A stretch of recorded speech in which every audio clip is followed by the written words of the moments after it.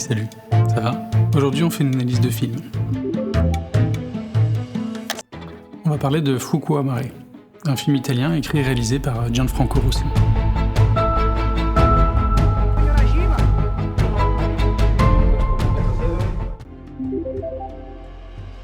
La Méditerranée, c'est pas un dossier, c'est un rythme et malheureusement ça dure depuis des années. Ça dure tellement longtemps qu'on a eu des décisions politiques qui ont bougé.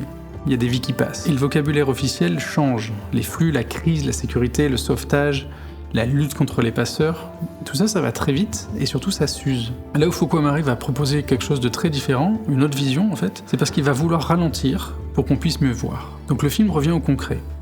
Qui vit ici? Qui agit dans les drames qui arrivent? On parle aussi du silence que la mer transporte, alors c'est très lourd, c'est très lent. Mais à l'écran, on peut voir des plans sur la pêche, sur une sortie difficile en barque, et pas seulement sur les drames qui arrivent. On voit aussi la radio, enfin on l'entend, qui va surtout annoncer des positions. L'actualité va passer par le son avant de devenir une image. Donc la question, ça va être comment est-ce qu'on peut éviter le scoop? Il y a une grammaire cinématographique à trouver. Donc l'image choc, ça fait du bruit. Parfois beaucoup de bruit, alors qu'elle soit à la télé ou qu'elle soit dans les journaux, mais à un moment elle disparaît. Alors attention, je dis pas qu'elle n'est pas nécessaire, hein. Il faut qu'elle existe pour qu'il y ait une prise de conscience d'un événement. Mais après, après il n'y a plus grand chose. Souvent elle tombe dans l'oubli, et ça c'est le cycle classique de l'actualité. Et Fuoco a Mare, là aussi, il va faire l'inverse. Lui il tient bon, il garde son cap.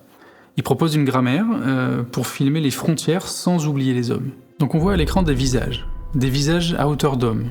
Alors, ce ne sont pas des victimes éternelles et ce ne sont pas des héros décoratifs non plus. Ce sont des visages qui existent dans ces lieux de vie.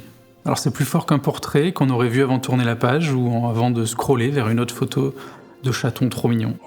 Ensuite, il y a les gestes, des actions précises. Soigner, cuisiner, réparer un bateau, checker la météo. Le geste va prouver la réalité. Ça va prouver que c'est tangible. C'est pas un simple titre de journal en bas d'une page. Et enfin, il y a les lieux. Ce sont les espaces qui portent l'enjeu. L'île, évidemment. Le quai, le cabinet du médecin, la mer qui est filmée à distance. Ce qui est très fort, c'est de contextualiser même ce qui est banal. On prend conscience de ce qui l'entoure, de ce qui s'y passe, et tout devient à son tour tangible, on y croit un peu plus. Le lieu, il n'explique rien, il permet juste de nous ancrer en tant que spectateurs dans une réalité, dans une temporalité, et c'est celle du quotidien. Alors justement, cette temporalité, c'est une autre information, c'est celle du jour présent. C'est pas hier soir en Italie, comme on aurait pu le voir à la télé, c'est ce qui va se passer en ce moment à l'écran, aujourd'hui si on peut dire, maintenant. Et il n'y a pas de recul. Donc le film nous embarque dans un lieu défini, réel, sur la côte, chez le médecin, etc. On retrouve ça dans les bulletins météo. On est dans le temps présent, on est ancré.